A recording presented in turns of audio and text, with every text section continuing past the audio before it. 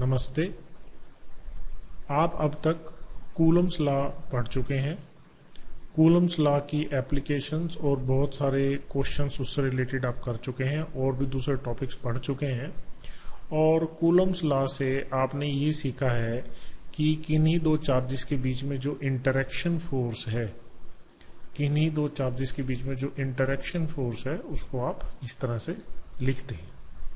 ठीक है, तो वहां पे हमने क्या किया, एक चार्ज को सोर्स चार्ज माना और एक को टेस्ट माना। ठीक है, कुछ इस तरह से हमने वहां पे किया था। ठीक, अब आप इस चीज के ऊपर फोकस करें कि ये जो कूलम्स लॉ है, ये तो कूलम ने एक्सपेरिमेंटल ऑब्जर्वेशन से लिख दिया। ठीक है, ही used this torsion balance experiment, torsion balance को यूज किया और उसने इस फाइनल रिजल्ट को लिख दिया। तो ये तो एक्सपेरिमेंटल ऑब्जर्वेशन थी जिसने ये बताया कि फोर्स प्रोडक्ट पे डिपेंड करेगी और inversely proportional to square of separation होगा। बट असली फिजिक्स तो अभी भी बची हुई है। ये तो हमें पता चल गया कि फोर्स का मैग्नीट्यूड कितना होगा और फोर्स चार्जेस को ज्वाइन करने वाली लाइन के अलोंग लगेगी। ठीक, पर क्या आपने ये सोचा कि ये चार्ज इस चार्ज पे फोर्स लगाएगा ही क्यों? ऐसा क्या है इस चार्ज के अंदर या इस चार्ज के अंदर कि ये दोनों चार्जेस एक दूसरे से इंटरेक्ट कर रहे हैं? क्या इसका कोई रीजन है या इसकी कोई फिजिक्स है? तो आज इस सेक्शन में हम इसी फिजिक्स को एक्सप्लोर करने की कोशिश करेंगे कि एक चार्ज दूसरे चार्ज से इंटरेक्ट कैसे करता है, क्यों करता है, उसका मैकेनिज्म क्या है। So this is our topic of discussion today. ठीक है, तो इसको मैं दोबारा बना देता हूं। ये हमारे पास से एक चार्ज है Q। ठीक, तो ये चार्ज Q है और इस चार्ज के पास हमने कहीं से ये दूर से ये चार्ज लाए। ये चार्ज बहुत दूर पड़ा है। अब इस चार्ज को धीरे धीरे आप इसके पास लाएं तो एक ऐसी सिचुएशन आएगी जब ये चार्ज इस चार्ज के साथ इंटरेक्ट करना शुरू कर देगा। ठीक, यू एग्री, क्योंकि ये R पे डिपेंड करता है। ठीक है, बट ये इसके साथ इंटरेक्ट करता है। सपोज जैसे ये यहां आया, ये भी पॉजिटिव, ये भी पॉजिटिव। ठीक, तो ये चार्ज इस चार्ज को क्या करता है, रिपेल करता है इसके अकॉर्डिंग। पर इस चार्ज को कैसे पता चला कि ये पॉजिटिव है और इसके साथ करना क्या है? ठीक है, तो इस प्रॉब्लम के सॉल्यूशन के लिए माइकल फैराडे ने एक फील्ड का मॉडल जनरेट किया। उसने क्या कहा कि ये जो सोर्स चार्ज है या कोई भी एक चार्ज है, क्योंकि ये फोर्स लगा रहा है दूसरों पर तो इसलिए इसका नाम सोर्स रख दिया। कोई भी चार्ज है, उस चार्ज के चारों तरफ कुछ ना कुछ स्पेस होगा। ठीक है, इस चार्ज के चारों तरफ कुछ ना कुछ स्पेस होगा। तो ये जो चार्ज है, ये अपने चारों तरफ की जो स्पेस है उस स्पेस को मॉडिफाई कर देगा। उस स्पेस को क्या कर देगा, मॉडिफाई कर देगा, उस स्पेस की मॉडिफिकेशन कर देगा। ठीक, तो वो मॉडिफिकेशन जो होगी, वो कैसी मॉडिफिकेशन होगी, वो इस बात पे डिपेंड करेगी कि इस चार्ज का नेचर क्या है, ये पॉजिटिव है या नेगेटिव है, और जिस पॉइंट पे आप मॉडिफिकेशन ऑब्जर्व करना चाहते हो, मान लो यहां ऑब्जर्व करना चाहते हो या यहां ऑब्जर्व करना चाहते हो, तो वो मॉडिफिकेशन कितनी होगी वो इस बात पे भी डिपेंड करेगा कि वो पॉइंट उससे कितनी दूर है। ठीक है, मैं दोबारा रिपीट कर रहा हूं। कोई भी चार्ज है, कोई भी चार्ज, वो चार्ज क्या करेगा, अपने चारों तरफ की स्पेस को मॉडिफाई करेगा। तो वहां पे स्पेस मॉडिफिकेशन का मतलब क्या है, ये चार्ज अपने चारों तरफ की स्पेस में कोई एक इफेक्ट पैदा कर देगा। ठीक है, कुछ पैदा कर देगा या कहें कि कुछ इफेक्ट पैदा कर देगा। उस इफेक्ट का नाम हमने क्या रख दिया, इलेक्ट्रिक फील्ड। क्या नाम रख दिया, इलेक्ट्रिक फील्ड। मतलब क्या, ये चार्ज अपने चारों तरफ इलेक्ट्रिक फील्ड पैदा कर देगा, इसलिए इसका नाम क्या रखा, फील्ड मॉडल। तो ये चार्ज अपने चारों तरफ इलेक्ट्रिक फील्ड पैदा करेगा, और अगर आपको इस स्पेस में किसी एक पॉइंट पे इलेक्ट्रिक फील्ड का इफेक्ट पता करना है, मतलब क्या, इस पॉइंट पे स्पेस किस तरह से मॉडिफाई हुई, यहां पे स्पेस कैसे मॉडिफाई हुई, क्लियर, तो उसका पता लगाने के लिए हमें क्या करना पड़ेगा, उस पॉइंट पे एक टेस्ट चार्ज रख के देखना पड़ेगा। क्योंकि जैसे ही हम यहाँ पे टेस्ट चार्ज को रखेंगे, किसी चार्ज को रखेंगे, तो ये जो चार्ज है ये इस चार्ज के साथ क्या करेगा, that is decided by the modification produced here. तो जो इफेक्ट यहां पैदा हुआ, अब इलेक्ट्रिक फील्ड कहेंगे, इलेक्ट्रिक फील्ड यहां पे पैदा होगा, और इस इलेक्ट्रिक फील्ड का मैग्नीट्यूड और डायरेक्शन भी होगा। मतलब जो इफेक्ट पैदा हुआ है उसका क्या होगा, डायरेक्शन भी होगा और मैग्नीट्यूड भी होगा। ठीक है, तो मैं अब तक जो मैंने अभी बोला है मैं उसको एक सिंपल टर्म में डिस्क्राइब कर देता हूं। इलेक्ट्रिक फील्ड की डेफिनेशन बनाते हैं। डेफिनेशन इलेक्ट्रिक फील्ड की क्या है, इट इज द इफेक्ट कह सकते हैं आप, it is the effect produced in the space around a given charge. ठीक है, it is the effect produce in the space around a given charge. और आप कह सकते हैं द स्पेस, और it is the something that is produced around the space of a given charge. ठीक है, वो अपने आसपास की स्पेस को क्या कर देगा, मॉडिफाई कर देगा। ठीक है, तो मैं इस डेफिनेशन पे स्ट्रेस इसलिए कर रहा हूं कि बहुत सारे लोग ऐसा पढ़ते और पढ़ाते हैं कि जो इलेक्ट्रिक फील्ड है उसको क्या कहते हैं कि electric field is the region around a given charge. ठीक है, तो इलेक्ट्रिक फील्ड कोई रीजन नहीं है। ठीक है, रीजन का नाम इलेक्ट्रिक फील्ड नहीं होता, इलेक्ट्रिक फील्ड किसी इफेक्ट का नाम है, और ये इफेक्ट जो है ये रियल इफेक्ट है, क्योंकि इस इफेक्ट का मतलब इस इलेक्ट्रिक फील्ड का मैग्नीट्यूड भी है और डायरेक्शन भी है। मतलब क्या, ये एक फिजिकल क्वांटिटी है, ये क्या है, एक फिजिकल क्वांटिटी है, तभी तो उसका मैग्नीट्यूड होगा और डायरेक्शन भी होगा। ठीक है, तो यहां पे हमने क्या कहा कि इलेक्ट्रिक फील्ड एक इफेक्ट पैदा हुआ किसी भी चार्ज के चारों तरफ जो स्पेस है उसमें। ठीक, अब वो इफेक्ट कितना होगा, उसकी डायरेक्शन कैसी होगी, इस बात को डिफाइन करने के लिए अब हम एक टर्म बनाएंगे, इलेक्ट्रिक फील्ड इंटेंसिटी। ठीक है, क्या कहेंगे, इलेक्ट्रिक फील्ड इंटेंसिटी। तो हम कहेंगे electric field intensity at a point. ये बात बहुत जरूरी है, आपको ध्यान रखनी है। इलेक्ट्रिक फील्ड इंटेंसिटी हमेशा किसी एक पॉइंट पे डिफाइंड होगी। ठीक है, ये बात आप ध्यान से समझ लें, इलेक्ट्रिक फील्ड इंटेंसिटी हमेशा किसी एक पॉइंट पे डिफाइंड होगी। तो सपोज मैंने यहां पे जिस पॉइंट पे मैं इलेक्ट्रिक फील्ड डिटरमाइन करना चाहता हूं, let this point is P, और यहां पे मैंने एक चार्ज उठा के रख दिया। ठीक है, अब आप यहां पे ये भी ध्यान दें कि ये चार्ज यहां पड़ा था या ये चार्ज यहां नहीं पड़ा है, कुछ भी है, चार्ज यहां नहीं है तो भी यहां पे इलेक्ट्रिक फील्ड है। ठीक है, क्योंकि इसने यहां पे अपने चारों तरफ स्पेस मॉडिफाई की हुई है। ठीक है, तो जैसे ही आप इस पर्टिकुलर पॉइंट पे किसी भी टेस्ट चार्ज को उठा के रखेंगे तो ये इंटरेक्शन होगा, और कूलम लॉ से हमें पता है कि ये दोनों सिमिलर नेचर के हैं, तो ये टेस्ट चार्ज रिपेल होगा, दूर जाएगा। ठीक है, तो रिपेल होगा का मतलब क्या है, इसके ऊपर फोर्स लगेगी। समझ रहे, तो इसके ऊपर क्या लगेगी, फोर्स लगेगी। तो हमने इलेक्ट्रिक फील्ड इंटेंसिटी को डिफाइन कर रहे थे, electric field intensity at a point is defined as the force per unit test charge, force per unit test charge if placed at that point, at that point।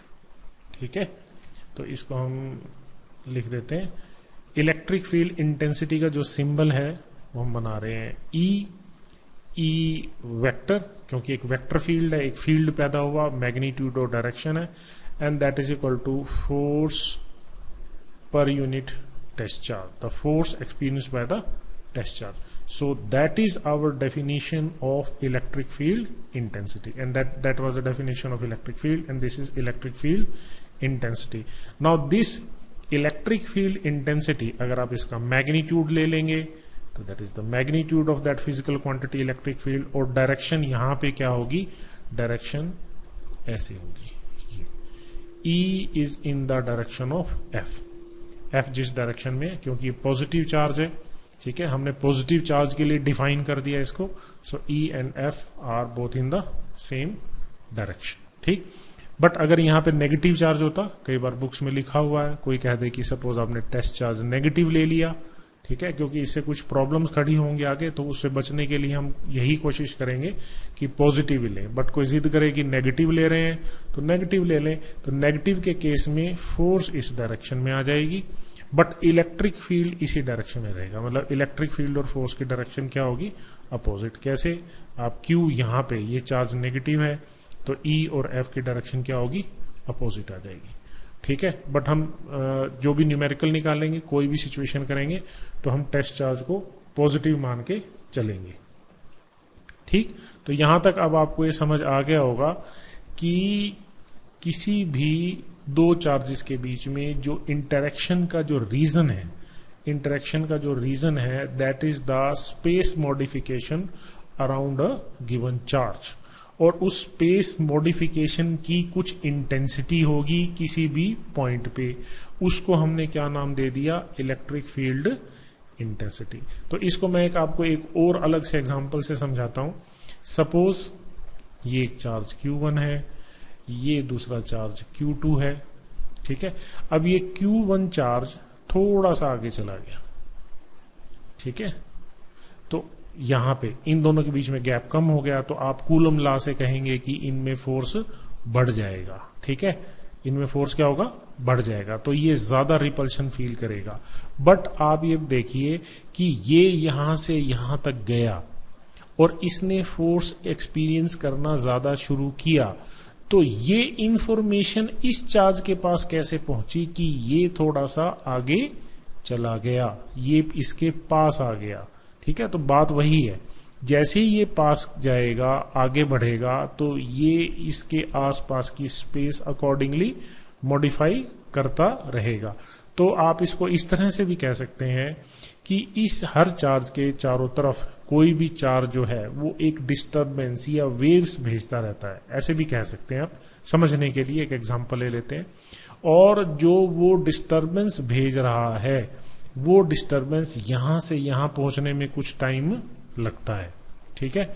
इसको आप आगे further studies में पढ़ेंगे अगर आप फिजिक्स कंटिन्यू करते हैं तो, ठीक है। तो ये बहुत सिग्निफिकेंट चीज है, तो आप इसको अच्छी बुक से पढ़ेंगे तो आपको ये सब एग्जांपल्स वहां पे दिखाई देंगे। चलो फिर हम रिस्ट्रिक्ट करते हैं, हम इसमें ज्यादा नहीं जाएंगे। कहने का मतलब ये है कि चार्ज के चारों तरफ जो स्पेस है दैट गेट्स मॉडिफाइड, और इलेक्ट्रिक फील्ड कोई रीजन नहीं होता है, ठीक है। ये बात ध्यान रखें, बुक्स में डेफिनेशन कई जगह गलत लिखी है, electric field is not a region, ठीक। तो हम वापिस आते हैं। अब आप यहां पे एक चीज और ध्यान से देखें, इस चार्ज ने इस पे फोर्स लगाई, इस चार्ज की वजह से आसपास की स्पेस मॉडिफाई हुई, ठीक। तो आप कहेंगे जी ये भी तो चार्ज है, ये भी तो टेस्ट चार्ज है, तो क्या इसकी वजह से आसपास की स्पेस मॉडिफाई नहीं होगी? क्या ये चार्ज इस चार्ज के ऊपर फोर्स नहीं लगाएगा? तो लगाएगा, ये अपने आसपास की स्पेस मॉडिफाई करेगा, बट उससे एक प्रॉब्लम खड़ी हो जाएगी। सपोज ये कंडक्टर होता और चार्ज इस कंडक्टर के ऊपर प्रॉपरली डिस्ट्रीब्यूटेड होता और ये चार्ज पास लाते, तो इसकी वजह से जो स्पेस मॉडिफिकेशंस पैदा होती, जो इलेक्ट्रिक फील्ड पैदा होता, उसकी वजह से इसके ऊपर चार्ज डिस्ट्रीब्यूशन बिगड़ता। तो जो फोर्स हम कूलम लॉ से लिखने की कोशिश कर रहे थे या इसके बेसिस पे हम इलेक्ट्रिक फील्ड के फार्मूले को यहां लिखेंगे तो उसमें गड़बड़ हो जाएगी और हमारे को कैलकुलेशन करना आसान नहीं होगा, वो हमारे लिए प्रैक्टिकली मुश्किल हो जाएगा। तो उसका हमने एक रास्ता निकाला, ठीक है, और उससे हमारे को कोई दिक्कत नहीं होगी। अभी थोड़ी देर में मैं बता दूंगा दिक्कत कैसे नहीं होगी। हमने क्या कहा कि हम इस टेस्ट चार्ज का इफेक्ट इसके ऊपर नेग्लेक्ट करते हैं। कैसे? हम इस टेस्ट चार्ज के मैग्नीट्यूड को बहुत कम और बहुत कम मान लेते हैं, सच दैट इसकी स्पेस मॉडिफिकेशन की रेंज केवल इतनी है बस। अब ये चार्ज तो इसकी मॉडिफाइड स्पेस से तो बाहर पड़ा है, तो इस चार्ज की वजह से इसके ऊपर कोई भी इन्फ्लुएंस नहीं आएगा। तो इस बात को हम मैथमेटिकली कैसे लिखेंगे? तो इस बात को मैथमेटिकली आपकी बुक्स में लिखा हुआ है। So E is equal to limit Q not tends to 0, ठीक है। तो या इसको शॉर्ट फॉर्म में ऐसे लिखे, limit Q not tends to 0, ये, ठीक है। अब आपके बोर्ड एग्जाम में क्वेश्चन पूछा हुआ है कि इलेक्ट्रिक फील्ड का फॉर्मूला ये है, ठीक है, और उसमें इसका क्या मतलब है। तो अब आपको ये मतलब भी क्लियर हो गया कि Q not tends to 0, limit Q not tends to 0 का मतलब क्या है कि सोर्स का ही टेस्ट पे इफेक्ट काउंट कर रहे हैं, टेस्ट का इफेक्ट सोर्स पे काउंट नहीं कर रहे हैं, ठीक है। इसका जो इलेक्ट्रिक फील्ड है वो बहुत छोटा है, बहुत कम है, ठीक है, इसका इन्फ्लुएंस इसके ऊपर नहीं आएगा। तो हमारे पास ये इलेक्ट्रिक फील्ड का फार्मूला आ गया। तो आइए देखते हैं। मैंने क्या कहा कि Q नोट को आप ऐसे चूज कर लें तो कोई फर्क नहीं पड़ेगा। तो सबसे पहले मैग्नीट्यूड की बात कर लेते हैं। E is equal to K Q naught divided by R square Q naught. तो ये देखिए Q नॉट गया, so K Q by R square. तो इलेक्ट्रिक फील्ड का जो फॉर्मूला है आपके पास, that is K Q by R square, and it is independent of the magnitude of the test charge chosen, test charge chosen। तो आप test charge का कोई भी मैग्नीट्यूड चूज कर लें, उससे इसके ऊपर कोई भी फर्क नहीं पड़ेगा, ठीक है। साथ में देखें electric field, force unit Newton पर कूलम, तो ये इसकी यूनिट आ गई। सो दैट इज न्यूटन पर coulomb is the SI unit of the electric field, ठीक है। अब ये तो मैग्नीट्यूड की बात हो गई, इसकी डायरेक्शन क्या होगी, ठीक है। तो अगर एक पॉजिटिव चार्ज है, जैसे आपने यहां पे देखें ये पॉजिटिव चार्ज है, पॉजिटिव चार्ज के लिए इलेक्ट्रिक फील्ड की डायरेक्शन हमेशा उससे अवे होगी। इलेक्ट्रिक फील्ड की डायरेक्शन हमेशा पॉजिटिव चार्ज से क्या होगी? अवे होगी, ठीक है। और नेगेटिव चार्ज की जो डायरेक्शन होगी वो चार्ज की तरफ होगी। चार्ज की तरफ मतलब सोर्स चार्ज की तरफ होगी। तो मैं आपको करके दिखा देता हूं सभी केसेस, बट आप ये ध्यान रखें कि हम जो कैलकुलेशंस करेंगे, न्यूमेरिकल्स करेंगे, उसमें जो टेस्ट चार्ज है उसको पॉजिटिव ही मान के करेंगे, ठीक है। तो ये देखिए, ये मेरे पास एक सोर्स चार्ज है, कैसा चार्ज है? प्लस Q, ठीक है, और इसको मैंने ओरिजिन पे रख लिया, और ये कोई एक पॉइंट है, यहां पे इलेक्ट्रिक फील्ड इंटेंसिटी, तो जो E है, E की डायरेक्शन ये होगी। अगर आपने यहां पे प्लस Q नॉट रख दिया तो F की डायरेक्शन ये होगी। E और F सेम डायरेक्शन में होंगे, ठीक है। बट अगर आपका सोर्स चार्ज प्लस है, ठीक है, और ये पॉइंट है, तो इसकी वजह से इलेक्ट्रिक फील्ड की डायरेक्शन तो ये है, बट फोर्स की डायरेक्शन ये है। अगर यहां पे टेस्ट चार्ज क्या है? नेगेटिव। इसी तरह से अगर आपका सोर्स चार्ज नेगेटिव है, सोर्स चार्ज नेगेटिव है, तो इस पॉइंट पे अगर आप इलेक्ट्रिक फील्ड इंटेंसिटी की बात करते हैं तो ये पॉजिटिव से तो अवे थी और नेगेटिव की तरफ होगी, नेगेटिव की तरफ इलेक्ट्रिक फील्ड इंटेंसिटी होगी। तो अगर आप यहाँ पे plus Q not positive test charge रखेंगे तो फोर्स की डायरेक्शन भी सेम हो जाएगी। इसी तरह से ये नेगेटिव चार्ज,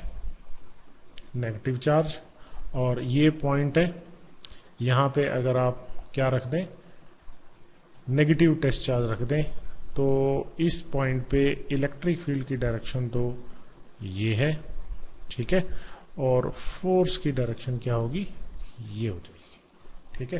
तो ये मैकेनिज्म है, इस तरह से आप समझ सकते हैं, ठीक है। तो आप सब देखिए, अगर टेस्ट चार्ज पॉजिटिव है, टेस्ट चार्ज क्या है, पॉजिटिव है, ई और एफ सेम डायरेक्शन में है। टेस्ट चार्ज नेगेटिव है, और तो ई और एफ क्या है, अपोजिट डायरेक्शन में, ठीक है। बट बेसिकली हम क्या करेंगे, टेस्ट चार्ज को पॉजिटिव ही मान के करेंगे, ठीक। तो यहीं से अब हम इसकी वेक्टर फॉर्म भी लिख देते हैं, जो बेसिक वेक्टर फॉर्म है। जैसे अब मैंने यहां पे चार्ज को ओरिजिन पे माना, तो E is equal to K Q by R square R cap. तो ये आर वेक्टर है, आर इस पॉइंट P का पोजीशन वेक्टर है। तो आप इसको ऐसे भी लिख सकते हैं, आर क्यूब आर वेक्टर, ठीक है।